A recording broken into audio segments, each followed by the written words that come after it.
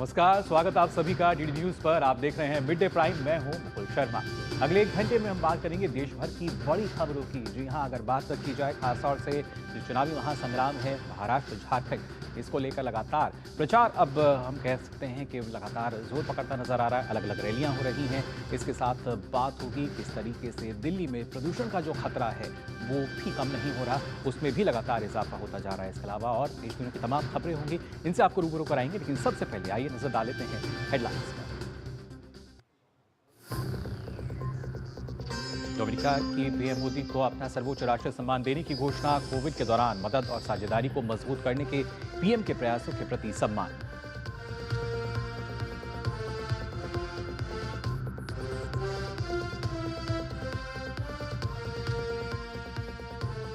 महाराष्ट्र के चुनावी रण में धुआंधार रैलियों के जरिए पीएम मोदी देंगे प्रचार को धार।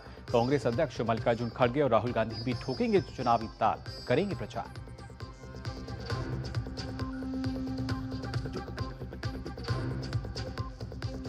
झारखंड के चुनावी घमासान में अमित शाह और योगी आदित्यनाथ समेत बीजेपी नेताओं का धुआंधार प्रचार। जेएमएम के साथ विपक्षी गठबंधन भी दिखा रहा है दम।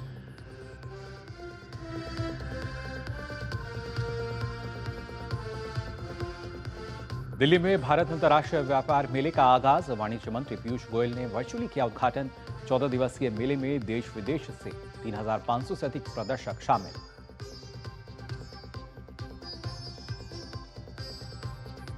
दिल्ली एनसीआर में गंभीर स्तर पर पहुंचा प्रदूषण। राजधानी के कई इलाकों में AQI 400 पार। दिल्ली एयरपोर्ट ने यात्रियों के लिए जारी की एडवाइजरी।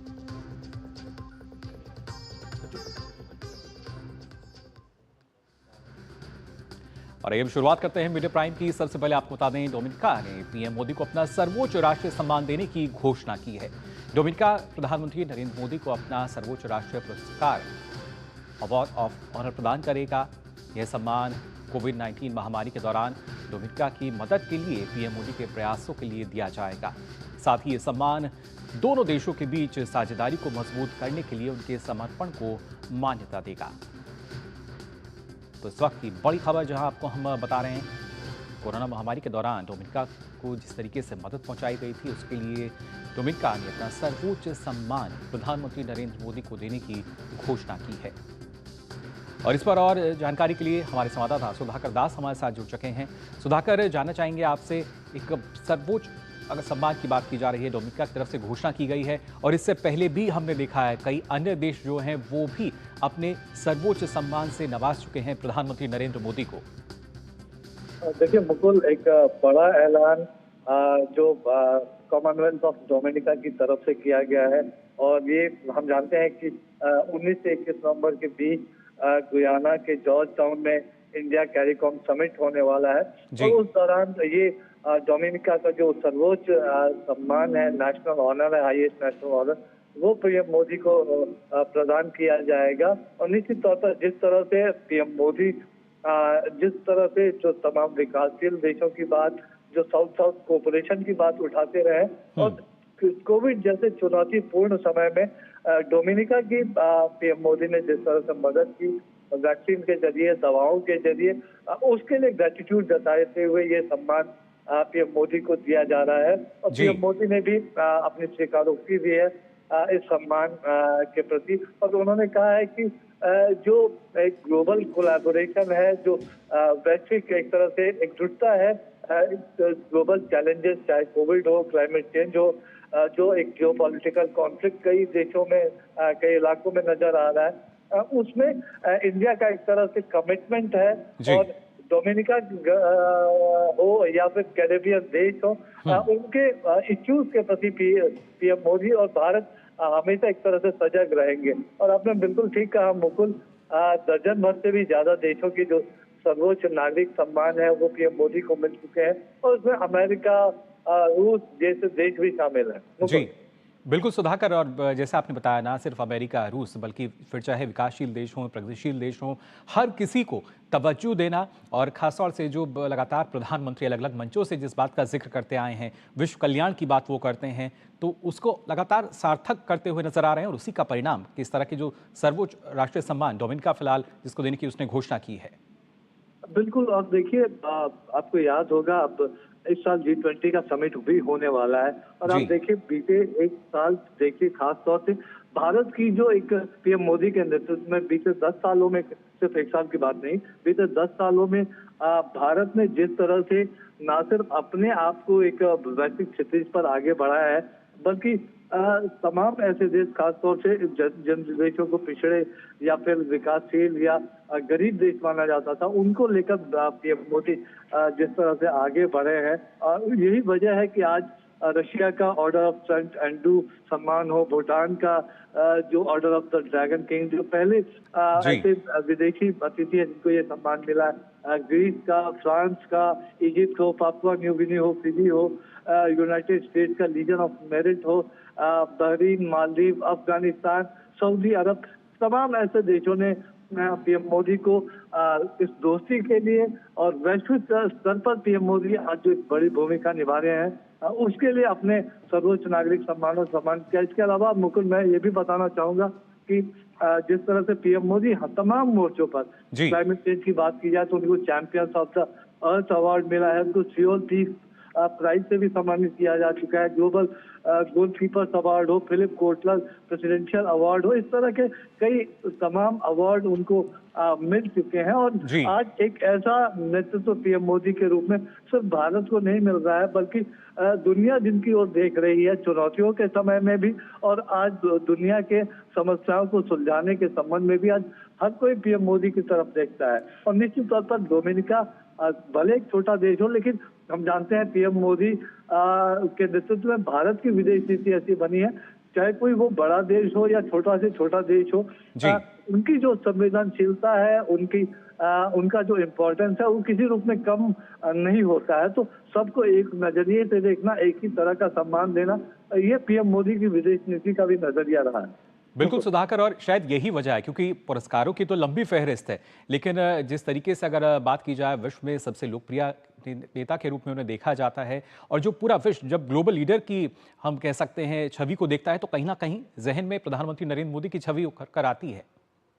बिल्कुल, देखिए आज पीएम मोदी एक ऐसे नेता हैं जो ये हिम्मत कर पाते हैं कि एक साथ वो रशिया को भी कह सके कि आज युद्ध का समय नहीं है, ठीक उसी वक्त वो यूक्रेन में भी जाते हैं, जब वो डिप्लोमेसी के जरिए समस्या को खत्म करने की बात करते हैं। पीएम मोदी एक ऐसे नेता हैं जिन्होंने पूरी दुनिया को यूपीआई के रूप में एक ऐसा ग्लोबल गुड दिया है, डिजिटल पब्लिक इंफ्रास्ट्रक्चर दिया है, और जिसके जरिए हम जानते हैं कि आज दुनिया के 1.5 दर्जन से भी ज्यादा देश इसको अपना रहे हैं, आगे बढ़ा रहे हैं। तो कोविन जैसा प्लेटफॉर्म दिया है, उसके ओपन सोर्स की बात। तो आज जब कोविड जैसी चुनौतियों के सामने की बात हो, आज जब दुनिया की जो बड़ी संस्थाएं हैं उनमें सुधारों की बात हो, आज जब ओनरशिप की बात हो, क्लाइमेट चेंज की जब बात होती है, हम जानते हैं कि एक वक्त में जब कॉप में अमेरिका जैसे देशों ने भी हाथ खींच लिए थे, उस वक्त भारत ने आगे बढ़कर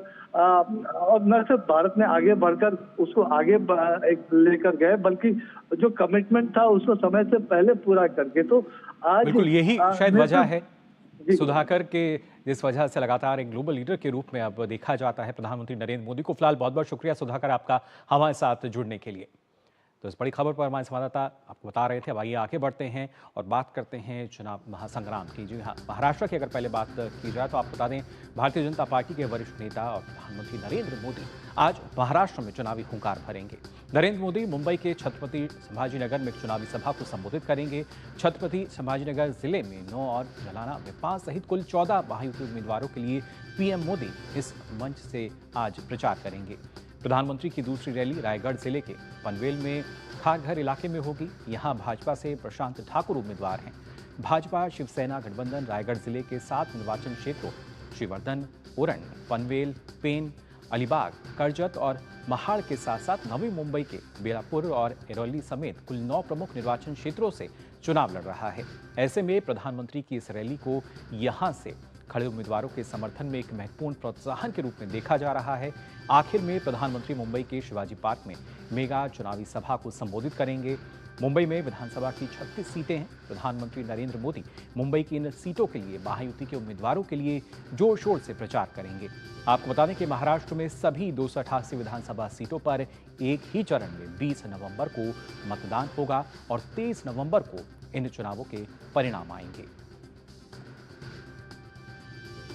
और खासतौर से महाराष्ट्र की जब हम बात कर रहे हैं तो हमारे संवाददाता धीरज जो हैं हमारे साथ जुड़े हुए हैं, उनसे जानेंगे किस तरीके से अब लगातार हम बात कर रहे हैं महाराष्ट्र की राजनीति और खासतौर से अब ज़्यादा समय चुनाव में नहीं बचा है। धीरज, अगर देखा जाए क्योंकि आज प्रधानमंत्री की जो रैली है जाहिर तौर पर कई अलग अलग सीटें हैं जहाँ तक उनका असर देखने को मिलेगा और किस तरह का उत्साह जो है इन तमाम क्षेत्रों में देखा जा रहा है।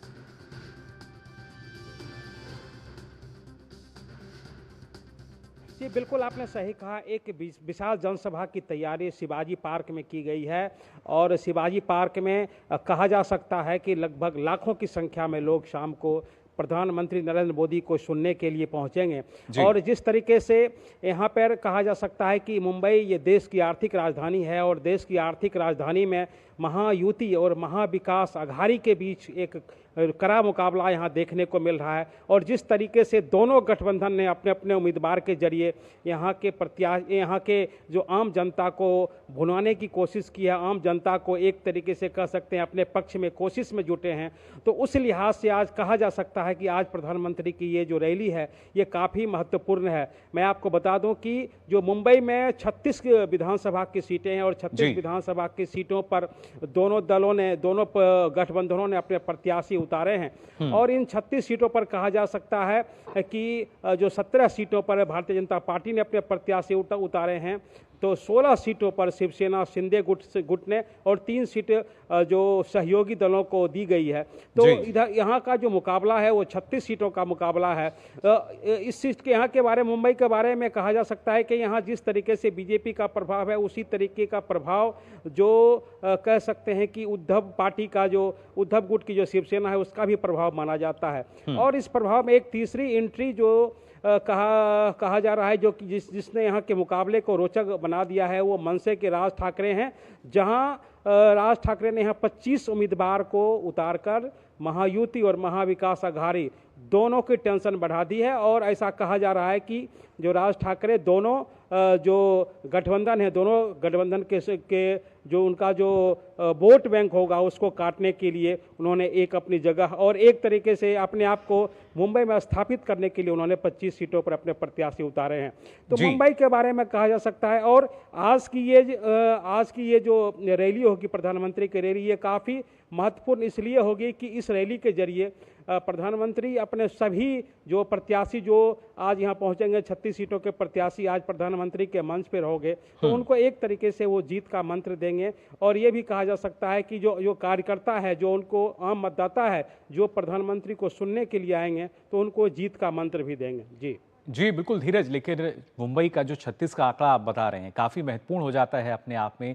और इससे पहले भी यही शायद वजह रही कि जब उम्मीदवारों का चयन किया जा रहा था तब थोड़ा समय भी लगा। लेकिन अब ऐसे में जो अगर नई सीटों की खासतौर से बात की जाए, जहां पर जो खासतौर से बीजेपी सुनिश्चितता एक तरीके से अपनी जीत को लेकर जता चुकी है, उन सीटों की अगर खासतौर से बात की जाए, किस तरह का समीकरण इन 36 सीटों पर रहेगा और कौन से अहम मुद्दे, क्योंकि लगातार आप वहाँ कवरेज कर रहे हैं, जान रहे हैं लोगों से भी किस तरीके से अहम मुद्दे रहे हैं?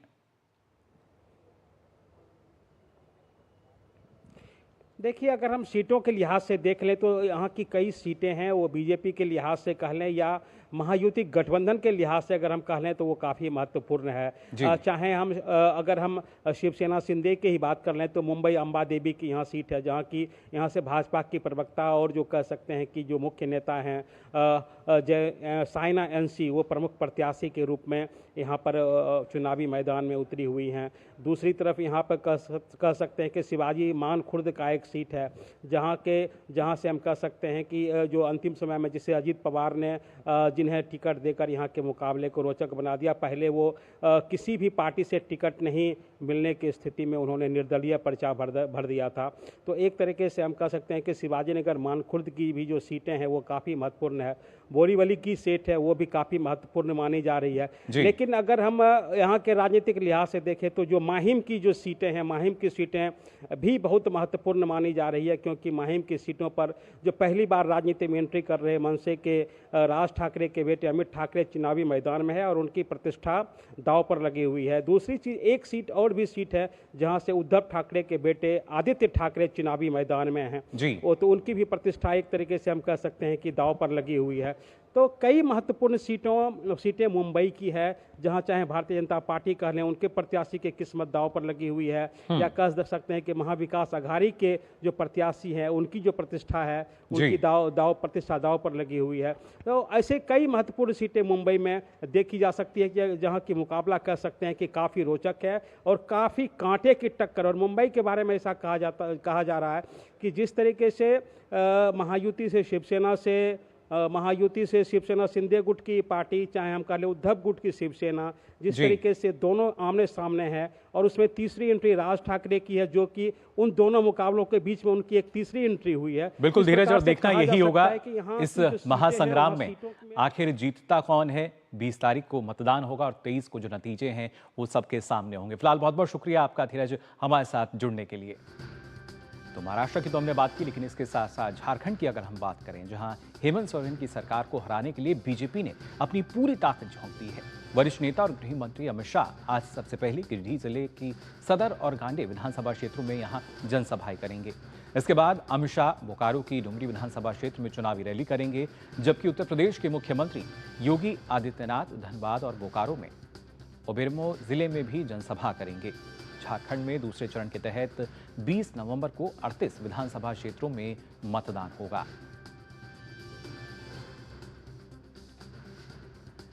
तो न सिर्फ अमित शाह बल्कि उत्तर प्रदेश के मुख्यमंत्री योगी आदित्यनाथ भी आज यहां पर दौरा करेंगे, रैलियों को संबोधित करेंगे अलग अलग 2 विधानसभाओं में। और लगातार अब रैलियों का जो दौर है वो देखने को मिल रहा है। चुनाव प्रचार जो है लगातार बढ़ता हुआ नजर आता है। 20 नवंबर को 38 सीटों पर यहां मतदान होगा और 23 तारीख की अगर बात की जाए मतगणना की जाएगी। फिलहाल झारखंड की अगर हम बात कर रहे हैं, रांची से हमारे संवाददाता अजीत त्रिवेदी हमारे साथ जुड़ चुके हैं। अजीत, जानना चाहेंगे आपसे किस तरीके की सरगर्मी जो है चुनाव की वो फिलहाल नजर आ रही है, और जिस तरीके से हम देख पा रहे हैं लगातार रैलियों का जो एक दौर है वो देखने को मिल रहा है।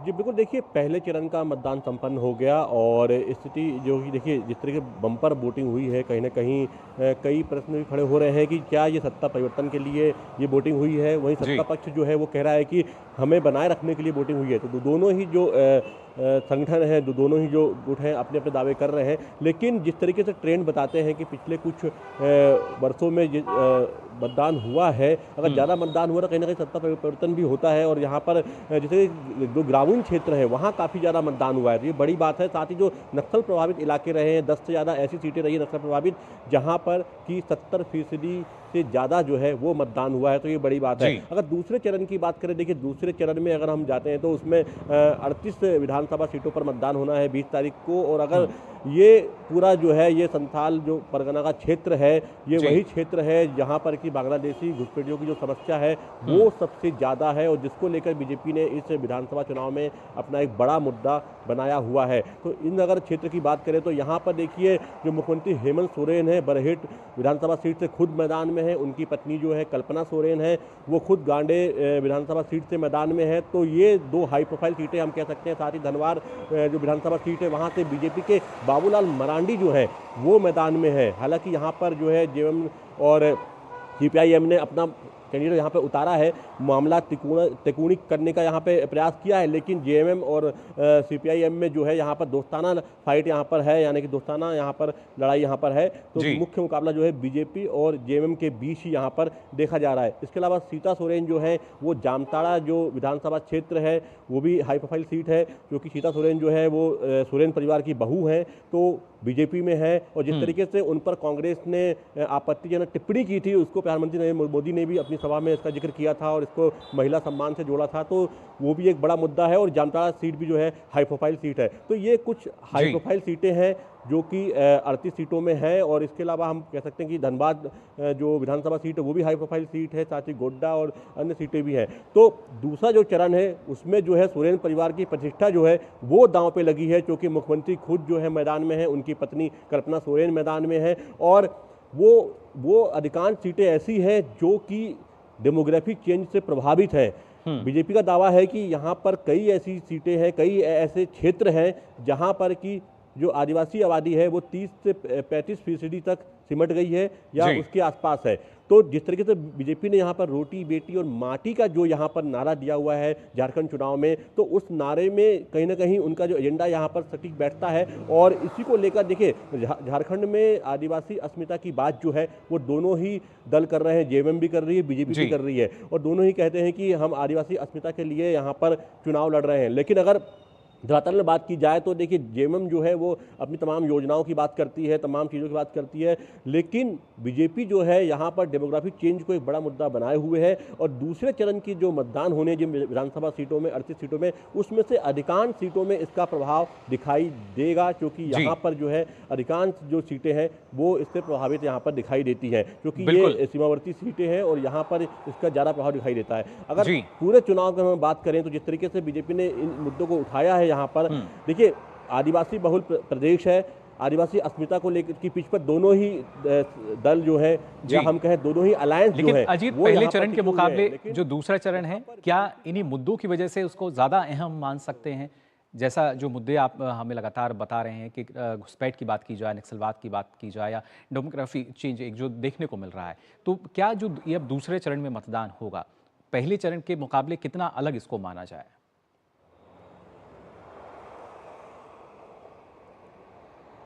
देखिए पहले चरण में जिस तरीके से बम्पर वोटिंग हुई है पिछली बार की अपेक्षा अगर 2019 की बात करें तो उससे 2 से 3% जो है मतदान कई सीटों में ज़्यादा हुआ है। और 20 से ज़्यादा ऐसी सीटें हैं जहां पर 2 से 3% मतदान ज़्यादा हुआ है। तो उसमें से अधिकांश सीटें जो बीजेपी के अभी खाते में है और जेएमएम के खाते में भी है या कांग्रेस के खाते में रही है। तो देखिए मतदान ज़्यादा होना यहाँ कहीं ना कहीं जो राजनीतिक विश्लेषक है वो कहते हैं कि ये ट्रेंड रहा है कि कहीं ना कहीं वो सत्तारूढ़ दल के विरोध में ही जाता आया है, अगर पुरानी बातें देखें तो। लेकिन अभी जिस तरह मतदान हुआ है, खासतौर पर नक्सली इलाके जो रहे हैं झारखंड में, वहाँ पे काफ़ी ज़्यादा बम्पर वोटिंग हुई है। ग्रामीण क्षेत्रों में एक बड़ी बात है कि ग्रामीण क्षेत्रों में शहरी की अपेक्षा जो है वो ग्रामीण क्षेत्रों में ज़्यादा मतदान हुआ है। यानी कि आप समझ सकते हैं कि ग्रामीण क्षेत्रों में वोटर्स में ज़्यादा उत्साह रहा है। और ग्रामीण क्षेत्रों में अधिकांश जो वोटर्स हैं वो आदिवासी वोटर्स हैं, वो वहाँ के ट्राइबल्स हैं जो वहाँ पर सदियों से वहाँ पर रह रहे हैं। तो हम कह सकते हैं कि हो सकता है कि ये एक बड़ा बदलाव दिखाई दे, क्योंकि जिस तरीके से वोटिंग पैटर्न बदला है या जो वोटिंग पैटर्न यहाँ पर दिखाई दिया है। अगर हम दूसरे चरण की बात करें तो उसमें भी इसी तरीके की जो है अधिकांश जो संथाल परगना की बात करें तो वहाँ पर भी जो आदिवासी समुदाय बड़ी संख्या में है। और वहाँ पर जिस तरीके से बांग्लादेशी घुसपैठियों की संख्या लगातार बढ़ती जा रही है और वहाँ से जो समस्याएं पैदा हो रही हैं, ये समस्या यहाँ पर बड़ा मुद्दा बनने जा रही है। बड़ा मुद्दा, कई ये अहम मुद्दे हैं अजीत जिनको लेकर लगातार झारखंड में देख रहे हैं कि जो मतदाता यहाँ पर ज्यादा विकराल है। हालांकि पूरे झारखंड में समस्या दिखाई देती है, लेकिन ये बिल्कुल अजीत इन्हीं अहम मुद्दों को लेकर मतदाता जाहिर तौर पर हम देखेंगे 20 नवंबर को मतदान करेंगे। और पहले चरण के मुकाबले उम्मीद यही कि जो दूसरा चरण है इसमें और मतदान प्रतिशत हमें बढ़ता हुआ नजर आएगा। फिलहाल बहुत बहुत शुक्रिया हमारे साथ आपका जुड़ने के लिए। तो झारखंड में किस तरह का चुनावी समीकरण बना हुआ है इस पर जानकारी दे रहे थे हमारे संवाददाता। आगे बढ़ते हैं। भाजपा नेता अमित मालवीय ने वायनाड में कम मतदान प्रतिशत को लेकर कांग्रेस पर निशाना साधा है। उन्होंने कहा कि वायनाड की जनता इतनी हताश हो चुकी है कि यहां 2009 के बाद अब तक का सबसे कम मतदान हुआ है। उनका कहना है कि इस निर्वाचन क्षेत्र में 64.72% मतदान हुआ, जो कि 2009 में इसके गठन के बाद से अब तक का सबसे कम मतदान है। वहीं कांग्रेस 5 लाख वोटों के बहुमत के लिए प्रचार कर रही थी। जमीनी स्तर पर भी प्रियंका ने सभी पंचायतों का दौरा भी किया। साथ ही पार्टी अध्यक्ष मल्लिकार्जुन खड़गे, विपक्ष के नेता राहुल गांधी और कर्नाटक के उप मुख्यमंत्री डीके शिवकुमार ने प्रियंका के लिए अभियान का नेतृत्व भी किया था। इसके अलावा अगर बात करें तो प्रियंका गांधी वाड्रा के नामांकन दाखिल करने के दौरान सोनिया गांधी, कर्नाटक के मुख्यमंत्री सिद्धरमैया और तेलंगाना के मुख्यमंत्री ए रेवंत रेड्डी भी मौजूद रहे थे। प्रियंका वाड्रा ने एक दिन के लिए भी निर्वाचन क्षेत्र नहीं छोड़ा। इन तमाम तथ्यों को सामने लाने के बाद अमित मालवीय ने प्रियंका वाड्रा की चुनावी राजनीति में लॉन्चिंग को लेकर भी कटाक्ष किया। उन्होंने लिखा कि अब सवाल उठता है कि ये उस नेता के संकेत हैं जिस पर राहुल गांधी को असफल मानकर खारिज किए जाने के बाद कांग्रेस दांव लगा रही है। और आइए लगातार चुनाव की बात कर रहे हैं, आपको लिए चलते हैं गिरिडीह, जहां पर बीजेपी नेता अमित शाह पहुंच चुके हैं, रैली को संबोधित कर रहे हैं। जमीन हड़प लेते हैं, जमीन हड़प लेते हैं। झारखंड वालों, कमल फूल की सरकार बना दो।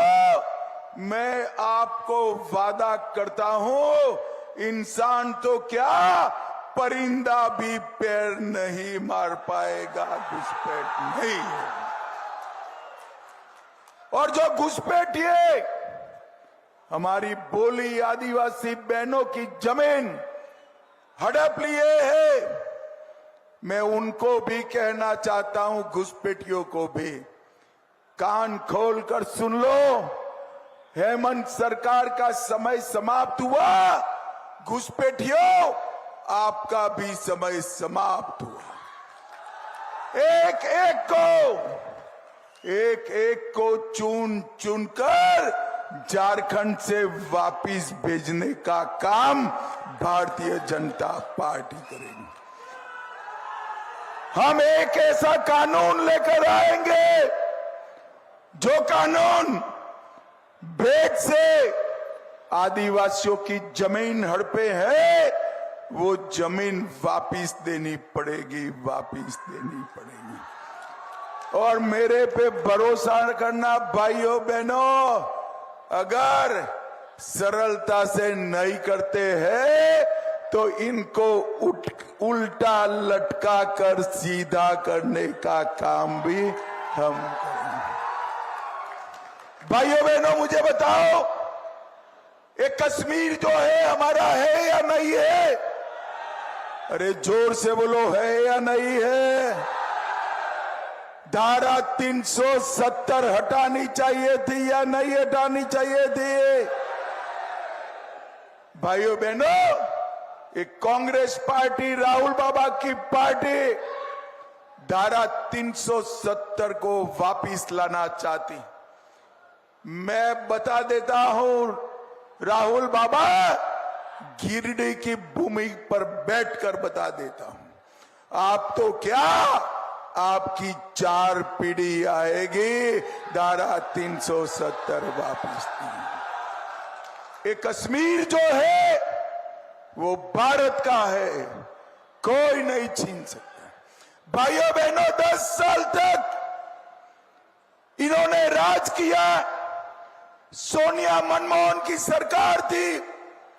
आए दिन पाकिस्तान के आतंकवादी घुसपैठ करते थे, बम धमाके करते थे, कोई कुछ नहीं कहता। झारखंड वालों, आपने मोदी जी को प्रधानमंत्री बनाया और उरी और पुलवामा में फिर से इन्होंने हमला किया। मोदी जी ने 10 ही दिन में सर्जिकल स्ट्राइक और एयर स्ट्राइक कर आतंकवादियों का खात्मा कर। ये झारखंड प्रदेश ने सालों तक नक्सलवाद को झेला है। नक्सलवादियों ने झारखंड को तबाह करने में कोई कमी नहीं छोड़ी।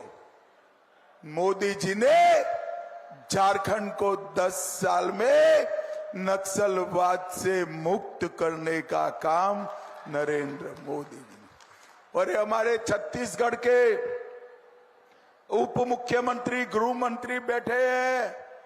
मैं आज यहां से कहकर जाता हूं, गिरिडीह वालों, छत्तीसगढ़ में भी नक्सलवाद जो बचा कुचा है, 31 मार्च 2026 के पहले इसको समाप्त कर देंगे। भाइयों बहनों, अभी पहले चरण का चुनाव हो चुका है।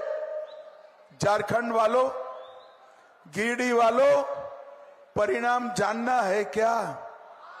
अरे जोर से बोलो, जानना है क्या?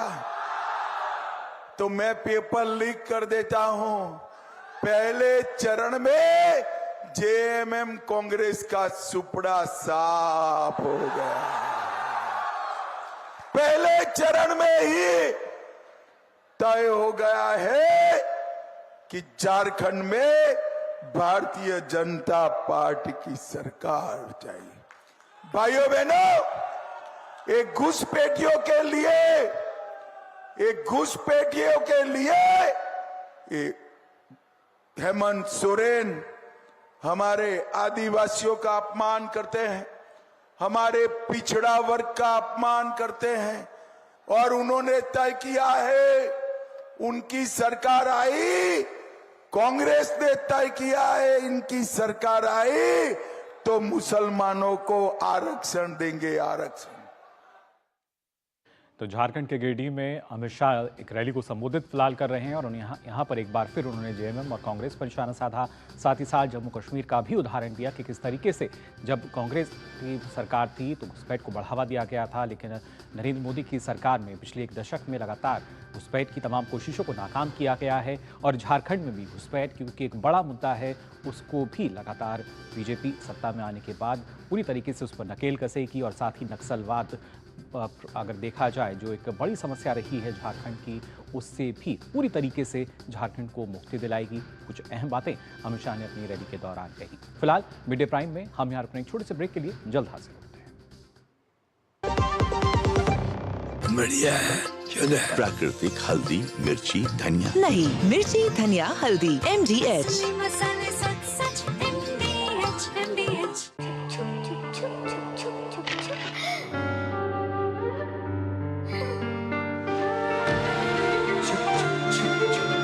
आ जाओ। Yes papa. जिंदगी किसी के लिए नहीं रुकती, हम भी आपको कहां रुकने देंगे। जिंदगी के हर मोड़ पर LIC है तो इंश्योर्ड है। LIC हर पल आपके साथ। दादू, आग का तारा मतलब? बहुत प्यारा, बिल्कुल तुम्हारे जैसा। पापा, ऑनलाइन फॉरेक्स ट्रेडिंग पर best offers, high returns, bonus deposit और इनाम जीतने का मौका। हाँ बैल, मुझे मार मतलब? मुसीबत को बुलाना तुम्हारे पापा जैसे। आरबीआई कहता है आकर्षक ऑफर्स का लालच देने वाले अनधिकृत प्लेटफॉर्म्स पर फॉरेक्स ट्रेडिंग करना यानी अपने पैरों पर कुल्हाड़ी मारना। इसका मतलब? इन्हीं से पूछो। समझा पापा। आरबीआई कहता है जानकार बनिए, सतर्क रहिए। मुथूट फाइनेंस गोल्ड ओवरड्राफ्ट, अपने सोने को हमारे सुरक्षित लॉकर्स में डिपॉजिट कीजिए। उस सोने पर 24/7 क्रेडिट लाइन लीजिए और फिर पैसे एक बार लीजिए या बार बार आपके हाथ में, कम या ज्यादा, घर में या ब्रांच में आपके हाथ में। ब्याज सिर्फ उतने ही दिन का भरिए जितने दिन पैसे इस्तेमाल कीजिए। Muthoot finance gold overdraft, gold loan कमाल, बाकी लोन बेमिसाल। MDH का किचन किंग किचन में हो तो हम सब कुछ बना सकते हैं। बैंगन का भरता, आलू गोभी, भिंडी मसाला और भी बहुत कुछ। MDH। ब्रेक के बाद आप सभी का एक बार फिर स्वागत। आप देख रहे हैं मिड डे प्राइम। अब आइए आगे बढ़ेंगे और बात करेंगे MCD के मेयर और डिप्टी मेयर इलेक्शन को लेकर। जो यहाँ दिल्ली नगर निगम में MCD के मेयर और डिप्टी मेयर का चुनाव है। निगम मुख्यालय के सिविक सेंटर में दोपहर 2 बजे से होने वाली सदन की बैठक में चुनाव की प्रक्रिया पूरी कराई जाएगी। मतदान शांतिपूर्ण तरीके से कराने के लिए सुरक्षा के पुख्ता इंतजाम किए गए हैं। दिल्ली पुलिस के जवानों के साथ साथ अर्धसैनिक बलों के जवान भी तैनात किए गए हैं।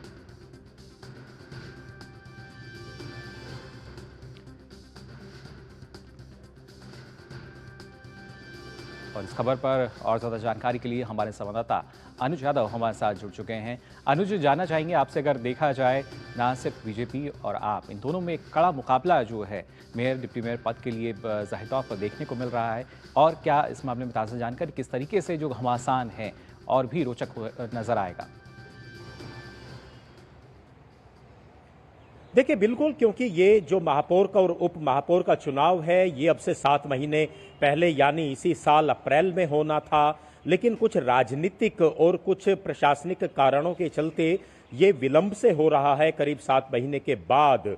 और आज अब से कुछ देर बाद 2 बजे ये मतदान की प्रक्रिया शुरू होगी, जिसमें दिल्ली से चुने हुए सभी 250 जो पार्षद हैं नगर निगम के, वो अपने मेयर का चुनाव करेंगे। और हम जानते हैं कि इस चुनाव के अंदर दिल्ली के लोकसभा और राज्यसभा सांसद भी हिस्सा लेते हैं। और इसके अलावा दिल्ली विधानसभा के अध्यक्ष जिन 14 विधायकों को मनोनीत करते हैं, वो भी इसमें हिस्सा लेते हैं। और दिल्ली मेयर का चुनाव इस लिहाज से और भी ज्यादा महत्वपूर्ण और दिलचस्प हो जाता है, क्योंकि माना जाता है देश की राजधानी दिल्ली है और माना जाता है कि जो दिल्ली का उपमहापौर होता है वो करीब करीब दिल्ली के मुख्यमंत्री जितनी पावर रखता है।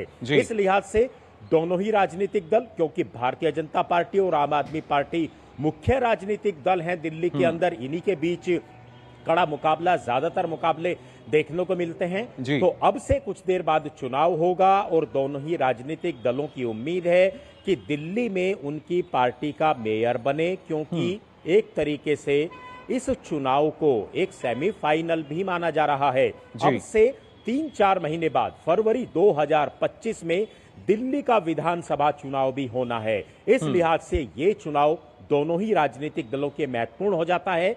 लेकिन सबसे बड़ा सवाल यही है कि कांग्रेस, जिनके बहुत ज्यादा पार्षद तो नहीं है नगर निगम में, सिर्फ 8 पार्षद हैं, क्या वो चुनाव में हिस्सा लेंगे या वो नहीं लेंगे, ये भी एक बड़ी बात है। और दूसरा सबसे दिलचस्प पहलू है कि जिस तरीके से आम आदमी पार्टी की जो राज्यसभा सांसद हैं, जो पिछले कई दिनों से आम आदमी पार्टी के खिलाफ ही मोर्चा खोले हुए हैं, क्या वो आम आदमी पार्टी का साथ देंगी, चुनाव में हिस्सा लेंगी या भारतीय जनता पार्टी को वोट देंगी, ये भी एक देखने वाली बात जरूर होगी। बिल्कुल अनुज, और ना सिर्फ जो अलग अलग सदस्य हैं, खासतौर से पार्षदों की भी अगर बात की जाए तो हमने देखा है पिछले दिनों कई ऐसे पार्षद थे जिन्होंने आपका दामन जाहिर तौर पर छोड़ दिया था, लेकिन उनके बावजूद जो अगर संख्याओं की बात करते हैं, आंकड़ों की बात की जाए, वो किस तरह का फिलहाल बना हुआ है? देखिए, किसी भी चुनाव के अंदर आंकड़े और जो अंक हैं वो निश्चित तौर पर महत्वपूर्ण होते हैं और वही दोनों राजनीतिक दलों को या सभी राजनीतिक दलों को कहीं ना कहीं जो जीत का सेहरा बांधने में है वो मदद करते हैं। बिल्कुल, मैं 2 साल पहले जो नगर निगम का चुनाव हुआ था सदन का, उसमें अगर बात करूं तो करीब करीब दिल्ली के अंदर 250 पार्षद हैं, वार्ड हैं जिनका चुनाव होता है। उसमें 134 जो हैं वो चुनकर आए थे आम आदमी पार्टी के, लेकिन कुछ पार्षद भारतीय जनता पार्टी में चले गए थे। तो कुल मिलाकर आज की स्थिति में आम आदमी पार्टी के पास 127 पार्षद हैं, भारतीय जनता पार्टी के पास 104 वो चुनकर आए थे, लेकिन कुछ जो निर्दलीय हैं आम आदमी पार्टी के हैं वो भाजपा में शामिल हुए। भारतीय जनता पार्टी के पास 114 पार्षद हैं। इसी के साथ साथ 7 सांसद भारतीय जनता पार्टी के पास हैं जो वोट देंगे इस चुनाव, मेयर के चुनाव में। 14 विधायक हैं जो वोट करेंगे दिल्ली विधानसभा के, उसमें 13 विधायक आम आदमी पार्टी के हैं, 1 विधायक भारतीय जनता पार्टी के पास हैं, 3 राज्यसभा के सांसद हैं। निश्चित तौर पर क्योंकि ये दिल्ली देश की राजधानी है और यहाँ की जो प्रशासनिक ढांचा है वो कई चरणों में बटा हुआ है, इस लिहाज से ये एक ऐसा अनोखा चुनाव है पूरे देश भर के अंदर जिसमें सांसद भी, विधायक भी, पार्षद भी अपना मेयर चुनते हैं, वोट देते हैं। बिल्कुल, उस लिहाज से काफ़ी महत्वपूर्ण हो जाएगा कि कौन इस जो सीट है यानी मेयर और डिप्टी मेयर की सीट है, इस पर कौन से दल का जो नेता है वो नजर आएगा। फिलहाल बहुत बहुत शुक्रिया आपका अनुज हमारे साथ जुड़ने के लिए इस अपडेट की। तो आपने जाना किस तरीके से जब हम राजधानी दिल्ली की बात कर रहे हैं तो काफ़ी अहम हो जाता है, और ख़ासतौर से जैसा कि अनुज हमें बता रहे थे कि करीब 250 पार्षद हैं और उसमें जो अलग अलग संख्या है वो आम आदमी और बीजेपी में, लेकिन इसके साथ जो कांग्रेस के पार्षद हैं क्या वो इस दौरान मतदान करेंगे या नहीं करेंगे ये देखना होगा, और उसके बाद परिणाम क्या रहेगा ये भी देखना दिलचस्प होगा। और आइए बढ़ते हैं अगली खबर की तरफ। बात करते हैं पश्चिम बंगाल की, जहां पर लॉटरी घोटाले के सिलसिले में प्रवर्तन निदेशालय यानी ईडी ने छापेमारी की है। ईडी की टीम लॉटरी के कथित वित्तीय धोखाधड़ी और कुछ प्रभावशाली लोगों को लॉटरी टिकटों के जरिए मनी लॉन्ड्रिंग से जुड़े भ्रष्टाचार के मामले की जांच कर रही है। ईडी की कार्रवाई के बीच एयरपोर्ट के पास माइकल नगर में लॉटरी टिकट प्रिंटिंग फैक्ट्री पर छापा मारा गया। ईडी ने दक्षिण कोलकाता में लेक मार्केट के पास एक आलिशान बहुमंजिला फ्लैट पर भी छापा मारा। इसके अलावा दक्षिण कोलकाता के लेक गार्डन में भी तलाशी जारी है। सूत्रों के मुताबिक प्रवर्तन निदेशालय ने बांग्लादेशी नागरिकों की कथित अवैध घुसपैठ से जुड़े मनी लॉन्ड्रिंग की जांच के सिलसिले में मंगलवार को पश्चिम बंगाल के अलावा झारखंड में कई स्थानों पर छापेमारी की थी। पिछले 48 घंटों के दौरान ईडी ने कोलकाता में एक महिला समेत 4 लोगों को गिरफ्तार भी किया है। गिरफ्तार महिला ने बांग्लादेश से कुछ महिलाओं को रोजगार का लालच देकर अवैध रूप से पश्चिम बंगाल में लाकर बसाया और फिर उन्हें अंतर्राज्यीय हवाला रैकेट में शामिल किया, जिसमें मुख्य रूप से पश्चिम बंगाल और झारखंड शामिल थे। तो पश्चिम बंगाल में ईडी की कार्रवाई जो है वो लगातार जारी है। छापेमारी जो है अलग अलग जगहों पर की गई है और क्या है इस मामले में पूरी ताज़ा जानकारी, इसके लिए आइए रुक कर लेते हैं। हमारे संवाददाता कोलकाता से प्रसेनजीत बख्शी हमारे साथ जुड़ चुके हैं। प्रसेनजीत, जानना चाहेंगे किस तरीके से कहां पर छापेमारी की गई है और पूरा मामला आखिर क्या है? मुकुल, देखिए, ये आज की जो छापेमारी है ये एक लॉटरी के सिलसिले में है, जो प्राइवेट लॉटरी है जिसको डियर लॉटरी कहते हैं बंगाल में।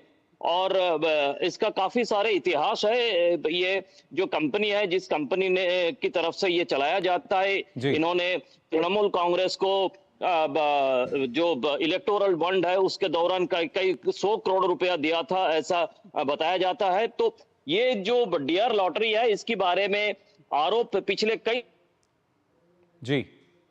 के साथ तृणमूल कांग्रेस और सरकार को जोड़ के ये आ रहा था। आखिर तक आज ईडी ने ये समझना जरूरी है मुकुल, क्योंकि अगर ये लॉटरी टाइप जो होते हैं इसमें प्रदेश का जो टैक्स है वो देना तो ये चलाया जाता है कि अलग अलग प्रदेशों से कुछ कमाई के लिए। और साथ में अगर प्राइवेट किसी लॉटरी एजेंसी को परमिशन दिया जाता है तो उनका भी हर एक टिकट का चाहिए। लेकिन ये जो कंपनी है, ये कंपनी ने इसके जो टिकट छाप बिल्कुल कोई बारकोड हुआ करता था ना, कुछ नहीं होता था। तो इसीलिए ऐसा माना जाता है कि ये सरकार के साथ और तृणमूल कांग्रेस के साथ जुड़े हुए हैं और इसमें मनी लॉन्ड्रिंग का एक बड़ा गेम इसके पीछे है, जिसका तहकीकात ईडी ने शुरू किया है मुकुल। जी बिल्कुल, लगातार ईडी इसकी जांच कर रही है और किस तरीके से इसमें और जो खुलासे हैं वो होते हुए नजर आएंगे। फिलहाल जो छापेमारी है वो की गई है। बहुत बहुत शुक्रिया प्रसन्नजीत आपका हमारे साथ जुड़ने के लिए। तो पश्चिम बंगाल में लॉटरी में खासतौर से मनी लॉन्ड्रिंग को लेकर लगातार छापेमारी ईडी की जा रही है। वहीं लॉटरी किंग के नाम से मशहूर सेंटियागो मार्टिन और उसके सहयोगी के खिलाफ ईडी ने बड़ी कार्रवाई करते हुए सेंटियागो मार्टिन और उनके दामाद आधव अर्जुन के आवासों पर छापेमारी की है। ये छापेमारी कोयम्बटूर और चेन्नई में की गई। राष्ट्रीय स्तर के बास्केटबॉल खिलाड़ी आधव अर्जुन वर्तमान में तमिलनाडु की एक प्रमुख दलित राजनीतिक पार्टी विदुथलाई चित्तिकल काची वीसी के उप महासचिव के रूप में कार्यरत हैं।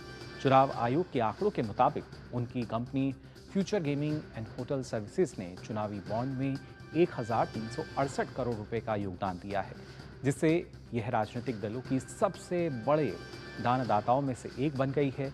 मार्च 2022 में ईडी ने मार्टिन की फर्म और अन्य संबद्ध कंपनियों के बैंक खातों से 411 करोड़ रुपए जब्त किए थे। इसके बाद 2002 के धन शोधन निवारण अधिनियम यानी पीएमएलए के तहत अभियोजन शिकायत दर्ज की गई थी। तत्कालीन मुख्यमंत्री जयललिता के नेतृत्व वाली एआईएडीएम की सरकार ने 2023 में तमिलनाडु में लॉटरी पर प्रतिबंध लगा दिया था, ये तर्क देते हुए कि ये गरीबों के लिए हानिकारक है। नतीजतन मार्टिन को अपने लॉटरी संचालन को अपने गृह राज्य से बाहर स्थानांतरित करना पड़ा। 2011 में एआईएडीएम के शासन के दौरान मार्टिन पर भूमि हड़पने के आरोप भी लगे और उन्हें वेल्लोर में 8 महीने जेल में बिताने पड़े। उनके खिलाफ कई मामले अभी भी लंबित हैं। और बात राजधानी दिल्ली में आज से शुरू हुए ट्रेड फेयर की अगर की जाए, जो यहाँ आज से ट्रेड फेयर जो है शुरू हो चुका है। इंडिया ट्रेड प्रमोशन ऑर्गेनाइजेशन द्वारा आयोजित देश का सबसे बड़ा व्यापार मेला 27 नवंबर तक भारत मंडपम परिसर में हो रहा है। केंद्रीय वाणिज्य मंत्री पीयूष गोयल ने मेले का उद्घाटन किया। इस बार ट्रेड फेयर की थीम विकसित भारत एट 2047 रखी गई है। आगंतुकों की डिजिटल इंडिया के माध्यम से अवगत कराने के लिए इलेक्ट्रॉनिक्स और सूचना प्रौद्योगिकी मंत्रालय डिजिटल इंडिया पवेलियन की स्थापना कर रहा है, जो digi locker, entity locker, UPI, उमंग, ओएनडीसी और भाषणी जैसी 6 महत्वपूर्ण पहलों के बारे में जानकारी प्रदान करेगा। इस बार ट्रेड फेयर में बिहार और उत्तर प्रदेश भागीदार राज्य के रूप में हिस्सा ले रहे हैं, जबकि झारखंड फोकस स्टेट के रूप में अपनी उपस्थिति दर्ज कराएगा। इसके अलावा 33 राज्य, केंद्र शासित प्रदेश और 49 केंद्रीय मंत्रालय, सरकारी विभाग और सार्वजनिक क्षेत्र के उपक्रम अपनी उपलब्धियां प्रदर्शित करेंगे। और खबर अर्थव्यवस्था से जुड़ी हुई भी, जी हां, आपको बता दें एप्पल के आईफोन निर्यात ने स्मार्टफोन निर्यात के सभी पिछले रिकॉर्ड तोड़ दिए हैं। भारत के आईफोन निर्यात ने चालू वित्त वर्ष के पहले 7 महीनों में लगभग $7 बिलियन यानी 60,000 करोड़ रुपए के आंकड़े को छू लिया है। वर्ष 2020 में स्मार्टफोन PLI स्कीम की शुरुआत के बाद एप्पल ने भारत में मैन्युफैक्चरिंग करना शुरू किया। एप्पल ने न केवल भारत से आईफोन 14, 15 और 16 का निर्यात कर रहा है, बल्कि इस साल अक्टूबर में स्थानीय स्तर पर आईफोन 16 प्रो और प्रो मैक्स का उत्पादन शुरू करने के बाद पहली बार प्रो और प्रो मैक्स मॉडल का भी निर्यात कर रहा है। आईफोन के निर्यात में लगातार साल दर साल बढ़त देखने को मिल रही है। पिछले वित्त वर्ष में भारत से आईफोन निर्यात $10 बिलियन के आंकड़े पर पहुंचा। वहीं चालू वित्त वर्ष के पहले 7 महीनों में ही ये पिछले साल के निर्यात संख्या के 70% तक पहुंच चुका है। आंकड़ों से उत्साहित होकर कंपनी ने भारत में मौजूदा 2 रिटेल स्टोर से आगे बढ़कर 4 नए स्टोर शुरू करने की घोषणा की है। आपको बता दें कि भारत से यूरोप, पश्चिम एशिया और अमेरिका को आईफोन निर्यात किए जाते हैं और इस निर्यात में बड़ा फायदा सरकार की PLI स्कीम के तहत मिला है, जिसकी वजह से लगातार निर्यात में इजाफा देखने को मिल रहा है। और आइए अब आगे बढ़ेंगे, बात करते हैं राजधानी दिल्ली की, जहां पे एक लगातार जो खतरा मंडरा रहा है। जी हां, प्रदूषण की अगर बात की जाए तो दिल्ली में प्रदूषण का स्तर अब गंभीर रूप ले चुका है। आज की बात अगर करें तो सुबह 6 बजे दिल्ली के अधिकतर इलाकों में AQI 450 के पार दर्ज किया गया, जिसमें सबसे अधिक AQI आनंद विहार में 473 दर्ज हुआ। वहीं पटपड़गंज की बात करें तो AQI लेवल यहां 472 रहा। अशोक विहार की बात की जाए तो 471, इसी तरह विवेक विहार में 470, जहांगीरपुरी में भी ये 470 रहा। वजीरपुर में 467, आरकेपुरम में 457, पंजाबी बाग में 459, नेहरू नगर में 462 और मुल्का में AQI 461 दर्ज किया गया। आप अपनी स्क्रीन पर भी देख सकते हैं किस तरीके से AQI खतरनाक स्तर पर बना हुआ है। AQI स्तर 400 के ऊपर जाने पर सांस लेने में बेहद परेशानी होती है, क्योंकि ये वायु को प्रदूषण जो है बेहद खराब बना देता है, जिससे स्वस्थ व्यक्ति भी बीमार पड़ सकता है। लेकिन राजधानी और इसके आसपास के इलाकों में पिछले कई सप्ताह से AQI स्तर बेहद खराब श्रेणी में बना हुआ है, जो कि चिंता का एक गंभीर विषय है। और राजधानी दिल्ली में प्रदूषण के चलते धुंध की स्थिति के कारण लो विजिबिलिटी के मद्देनजर दिल्ली एयरपोर्ट ने यात्रियों के लिए एडवाइजरी जारी की है। हवाई अड्डे की तरफ से जारी की गई एडवाइजरी में कहा गया है कि हवाई अड्डे पर कम दृश्यता के खतरे से निपटने के लिए हवाई अड्डे पर कई प्रक्रियाएं की गई हैं। फिलहाल सभी उड़ान संचालन सामान्य है। एडवाइजरी में यात्रियों से उड़ान के बारे में नवीनतम जानकारी के लिए संबंधित एयरलाइन से संपर्क करने का अनुरोध किया गया है। बीते दिन कोहरे और कम दृश्यता के कारण कई उड़ानों ने देरी से उड़ान भरी। आज भी उत्तर पश्चिम भारत और देश के मध्य तथा पूर्वी हिस्सों में कोहरे की घनी चादर छाई रही, जिससे कई जगहों पर सड़क, रेल और हवाई यातायात प्रभावित रहा। राजधानी दिल्ली में प्रदूषण गंभीर स्तर में आगे की ओर बढ़ता हुआ नजर आ रहा है। सुबह 6 बजे की भी अगर बात की जाए, जैसा हमने आपको बताया कि लगातार जो AQI लेवल है वो 470 तक पहुंच गया, 450 से अधिक दर्ज किया गया है। और अलग अलग जगहों पर देखिए, पटपड़गंज की बात की जाए, अशोक विहार की बात की जाए, किस तरीके से जो AQI का स्तर है वो दर्ज किया गया। सबसे अधिक आनंद विहार, फिर पटपड़गंज में आप देख सकते हैं 472 ये दर्ज हुआ। इसके साथ ही अशोक विहार में देख सकते हैं 471 दर्ज किया गया। और वहीं जब हम बात करते हैं जहांगीरपुरी की, तो यहाँ भी 470 रहा। इसके साथ साथ जो अलग अलग क्षेत्र हैं, CPCB के अनुसार देखिए किस तरीके से विवेक विहार की भी बात करें 470 यहाँ दर्ज हुआ, वजीरपुर में भी 467 रहा। और कहीं ना कहीं खतरनाक स्तर पर नेहरू नगर की बात की जाए 462 यहाँ पर AQI का स्तर दर्ज किया गया। मुंडका की बात करें तो यहाँ भी 461 दर्ज किया गया AQI लेवल। पंजाबी बाग में 459 रहा। और इसी वजह से जो लोगों का स्वास्थ्य है वो खराब होने लगा है। लोगों को सांस लेने में दिक्कत का सामना करना पड़ रहा है। सरकारी अस्पतालों में जो मरीज़ हैं उनकी संख्या धीरे धीरे बढ़ रही है इसी प्रदूषण की वजह से। लेकिन दमघोटू दिल्ली में अब सांस लेना जो है मुश्किल है और फिलहाल इस प्रदूषण से निजात मिलती हुई नज़र नहीं आती। नरेला की बात की जाए 440 यहाँ दर्ज हुआ। और खासतौर से IGI एयरपोर्ट की बात की जाए तो यहाँ भी आप देख पा रहे हैं अलीपुर में 424 दर्ज किया गया।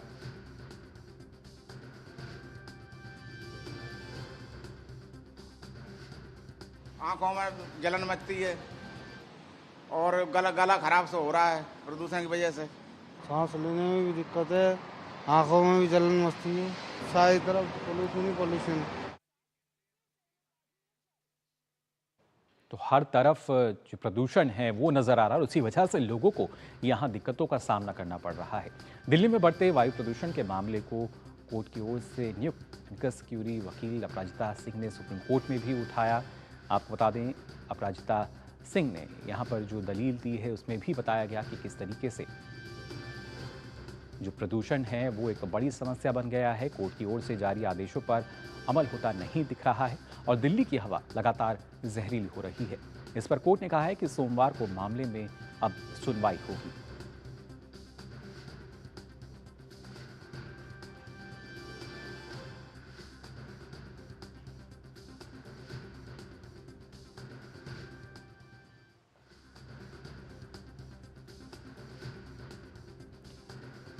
वायु प्रदूषण की अगर बात की जाए, दिल्ली बेहाल है। प्रदूषण जो है वो खतरनाक स्तर पर पहुंच रहा है और उसी वजह से अलग अलग मुश्किलें और खासतौर से सुप्रीम कोर्ट में भी इसको लेकर आज एक मामले की सुनवाई हुई थी, जो कि अब सोमवार तक के लिए उसमें अब डेट दी गई है, जिसमें और ज़्यादा जानकारी जो है निकल कर आएगी। और आइए अब मिड डे प्राइम में आगे बढ़ेंगे, बात करेंगे खेल की खबरों की और इसके लिए हम रुख कर लेते हैं हमारी सहयोगी सुचित्रा का। जी सुचित्रा। शुक्रिया मुकुल। और शुरुआत करते हैं हॉकी से जुड़ी खबर के साथ। जीत के रथ पर सवार भारतीय महिला हॉकी टीम आज अपने तीसरे मुकाबले में थाईलैंड के सामने होगी। भारत ने अपने पहले मैच में मलेशिया को हराया था और उसके बाद टीम ने दक्षिण कोरिया के खिलाफ शानदार प्रदर्शन करते हुए दूसरे मुकाबले को भी अपने नाम किया था। भारतीय टीम कप्तान सलीमा टेटे की अगुवाई में लगातार अच्छा प्रदर्शन कर रही है और टीम की खिलाड़ी संगीता कुमारी भी पिछले दोनों मुकाबलों में अच्छी लय में नजर आई। थाईलैंड की बात करें तो पहले मुकाबले में चीन से मिली करारी हार के बाद दूसरे मुकाबले में थाईलैंड की टीम ने शानदार प्रदर्शन किया था।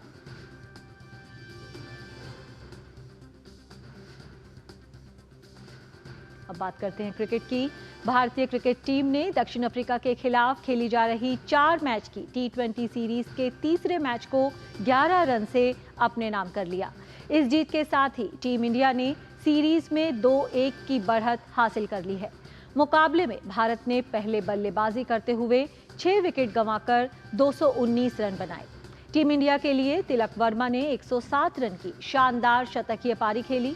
वहीं अभिषेक शर्मा ने अर्धशतक जड़ा। 220 रन के लक्ष्य का पीछा करते हुए दक्षिण अफ्रीका की टीम निर्धारित 20 ओवर में 7 विकेट गंवाकर 208 रन ही बना पाई और ये मैच हार गई। दक्षिण अफ्रीका के लिए मार्को यानसन ने 17 गेंद पर 54 रन की तेज तर्रार पारी खेली। भारत के लिए अर्शदीप सिंह ने 3 जबकि वरुण चक्रवर्ती ने 2 विकेट लिए। इस मुकाबले में जीत के साथ ही भारतीय क्रिकेट टीम विदेश में 100 T20 मैच जीतने वाली दूसरी टीम बन गई है।